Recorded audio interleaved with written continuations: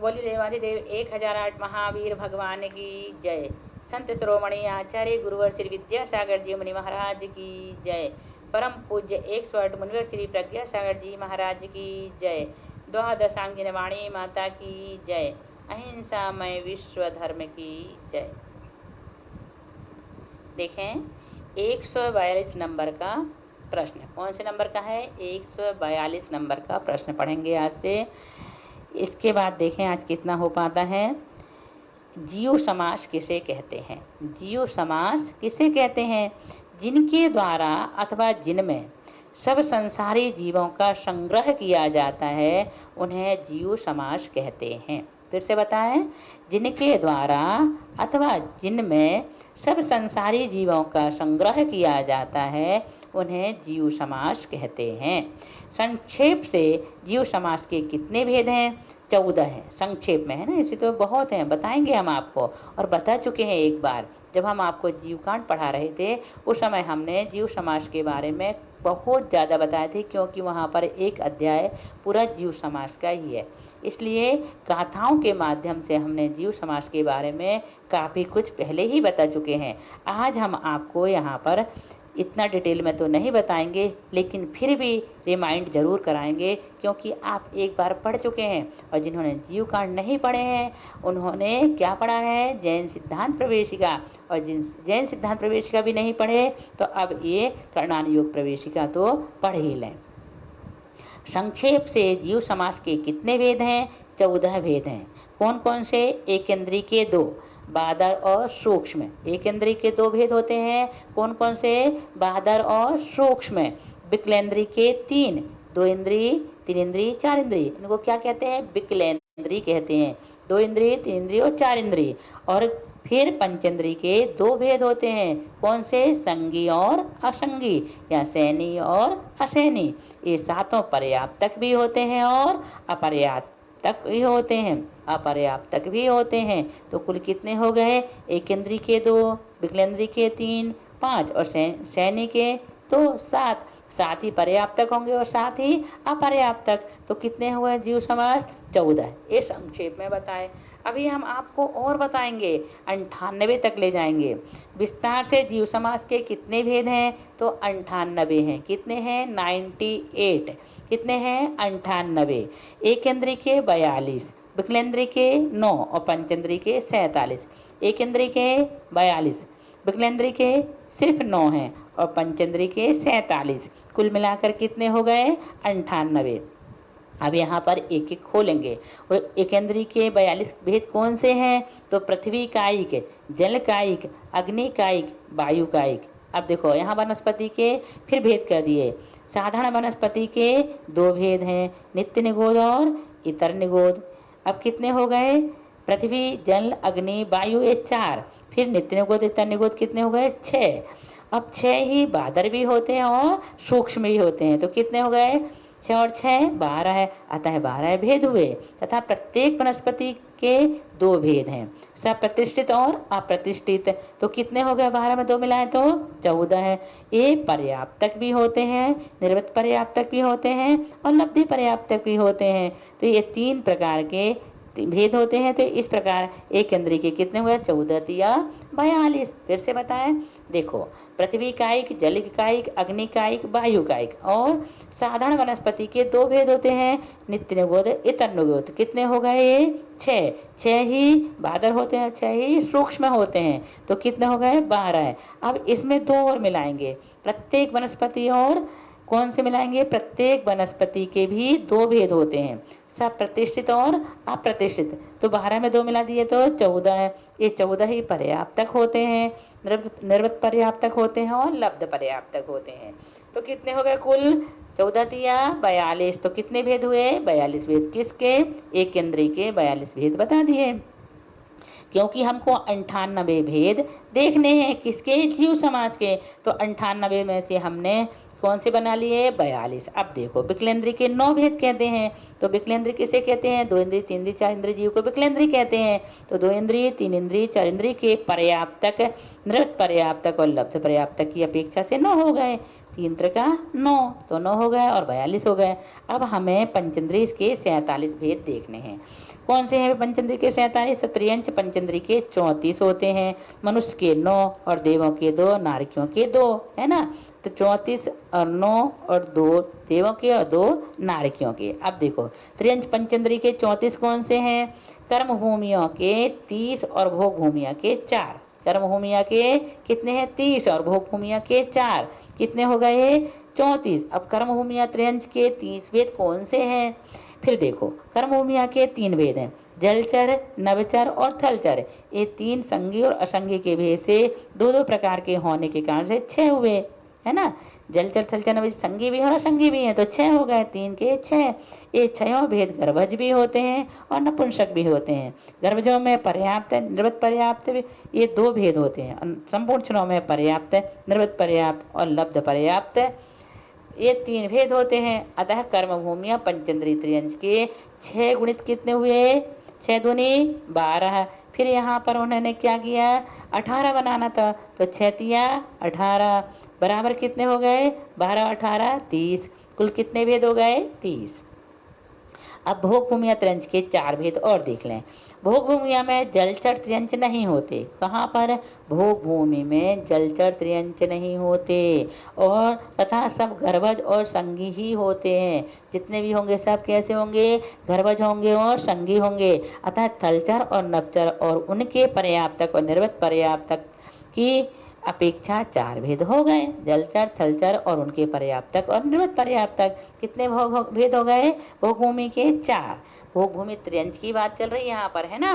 मनुष्यों के 9 भेद कौन से हैं? आर्यखंड के मनुष्य, मिलेज खंड के मनुष्य, भोग भूमि के मनुष्य और कुभोग भूमि के मनुष्य। इस प्रकार मनुष्य के 4 भेद हैं, आर्यखंड, मिलेज खंड, भोग भूमि और कुभोग भूमि। तो कितने हो गए? 4। इनमें से आर्यखंड के मनुष्य पर्याप्तक, निर्वृत्त पर्याप्तक और लब्ध पर्याप्तक के भेद से 3 प्रकार के होते हैं। शेष 3 पर्याप्तक और निर्वृत्त पर्याप्तक के भेद से 2-2 प्रकार के होते हैं। अब देखो नारकियों के 2 भेद कौन से हैं?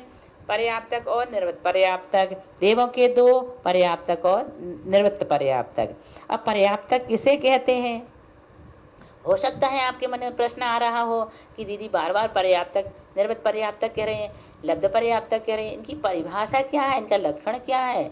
तो अब देखो यहाँ पर हमारे पंडित जी ने बिल्कुल क्रम से एक एक चीज इतनी अच्छी लिखी है कि कोई शंका उत्पन्न होने के पहले ही यहाँ पर उत्तर मिल जाता है। तो पर्याप्तक किसे कहते हैं? जिस जीव की शरीर पर्याप्ति पूर्ण हो गई है उसको पर्याप्तक कहते हैं। अब ये पर्याप्ति भी हमने आपको जीव कांड में पढ़ा चुके हैं। निर्वृत्त पर्याप्तक किसे कहते हैं? जब तक जीव की शरीर पर्याप्ति पूर्ण ना हुई हो किंतु नियम से पूर्ण होने वाली है, तब तक उस जीव को क्या कहते हैं? निर्वृत्त पर्याप्तक कहते हैं। जब तक जीव की शरीर पर्याप्ति पूर्ण ना हुई हो, एकदम से शरीर पर्याप्ति पूर्ण नहीं हो जाती है ना, जब तक पूर्ण नहीं होती तब तक उस जीव को क्या कहते हैं? निर्वृत्त पर्याप्तक कहते हैं। लब्ध पर्याप्तक किसे कहते हैं? जिस जीव की एक भी पर्याप्ति पूर्ण ना हो और श्वास के 18वें भाग में मरण होने वाला हो उसको लब्ध पर्याप्तक कहते हैं। पर्याप्तक जिसकी पर्याप्ति पूर्ण हो गई उसे पर्याप्तक, निर्वृत्त पर्याप्तक जिसकी पर्याप्ति पूर्ण होने वाली है उसे निर्वृत्त पर्याप्तक, और जिसकी पर्याप्ति पूर्ण नहीं होगी उसके पहले ही मरण हो जाएगा उसे लब्ध पर्याप्तक कहते हैं। अब देखो पर्याप्ति किसे कहते हैं? आहार वर्गणा, भाषा वर्गणा और मनोवर्गणा के परमाणुओं को शरीर आदि रूप परिणमाने की शक्ति की पूर्णता को पर्याप्ति कहते हैं। हमने इसकी परिभाषा गाथा के माध्यम से जीवकांड में पढ़ ली है। अब पर्याप्ति के कितने भेद हैं? 6 हैं। आहार पर्याप्ति, शरीर पर्याप्ति, इंद्रिय पर्याप्ति, श्वासोश्वास पर्याप्ति, भाषा पर्याप्ति और मनः पर्याप्ति। आहार पर्याप्ति किसे कहते हैं? आहार वर्गणा के परमाणुओं को खल और रस भाग रूप परिणमाने की कारणभूत जीव की शक्ति की पूर्णता को आहार पर्याप्ति कहते हैं। शरीर पर्याप्ति किसे कहते हैं? जिन परमाणुओं को खल रूप परिणमाया था उनको हाड़ वगैरह कठिन अवयव रूप और जिनको रस रूप परिणमाया था उनको रुधिर आदि रूप परिणमाने की कारणभूत जीव की शक्ति की पूर्णता को शरीर पर्याप्ति कहते हैं। इंद्रिय पर्याप्ति किसे कहते हैं? आहार वर्गणा के परमाणुओं को इंद्रिय के आकार रूप परिणमाने में तथा इंद्रिय द्वारा विषय ग्रहण करने में कारणभूत जीव की शक्ति की पूर्णता को इंद्रिय पर्याप्ति कहते हैं। श्वासोश्वास पर्याप्ति किसे कहते हैं?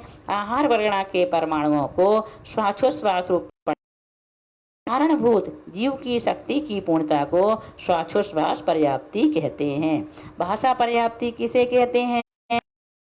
के परमाणुओं को वचन रूप परिणमाने में कारणभूत जीव की शक्ति की पूर्णता को पर्याप्ति कहते हैं। सब सरल है, आ जाता है आपको। मना पर्याप्ति किसे कहते हैं? मनोवर्गणा के परमाणुओं को द्रव्य मन रूप परिणमाने में तथा उसके द्वारा गुणदोष का विचार, बीती बात का स्मरण आदि कार्य करने में कारणभूत जीव की शक्ति की पूर्णता को मन पर्याप्ति कहते हैं। पर्याप्ति के आरंभ और पूर्णता का क्या क्रम है? अपने अपने योग्य पर्याप्तियों का आरंभ तो एक साथ ही होता है, किंतु उनकी पूर्णता क्रम से होती है। सब पर्याप्तियों के पूर्ण होने का काल अंतर मुहूर्त है और एक एक पर्याप्ति के पूर्ण होने का काल भी अंतर मुहूर्त है, किंतु पहले से दूसरे का, दूसरे से तीसरे का, इस तरह छठे तक का काल कम से बड़ा बड़ा अंतर मुहूर्त है। किस जीव के कितनी पर्याप्तियां होती हैं? एक इंद्रिय के भाषा और मन के बिना शेष 4 पर्याप्तियां होती हैं। 2 इंद्रिय, 3 इंद्रिय, 4 इंद्रिय और असंगी पंचेंद्रिय जीवों के मन के बिना शेष 5 इंद्रियां 5 पर्याप्ति होती हैं और संगी पंचेंद्रिय के 6 पर्याप्ति होती है ना। एक इंद्रिय की कितनी होती है? 4। एक इंद्रिय की कितनी होती हैं? 4। 2 इंद्रिय, 3 इंद्रिय, 4 इंद्रिय और संगी पंचेंद्रिय जीवों के मन नहीं होता है, इसलिए 5 पर्याप्ति होती हैं और संगी पर्याप्ति पंचेंद्रिय के 6 पर्याप्तियां होती हैं। पर्याप्तक के कितने गुण स्थान हो सकते हैं? पर्याप्तक के सभी गुण स्थान हो सकते हैं। निवृत्त पर्याप्तक के कितने गुण स्थान होते हैं? पहला, दूसरा, चौथा और छठा, ये 4 गुण स्थान होते हैं। किसके? निवृत्त पर्याप्तक के, जिसकी पर्याप्ति पूर्ण नहीं हुई लेकिन पूर्ण होने वाली है, उसके 4 गुण स्थान होंगे, पहला, दूसरा, चौथा और छठा। लब्ध पर्याप्तक के कितने गुण स्थान होते हैं? लब्ध पर्याप्तक के केवल पहला गुण स्थान होता है।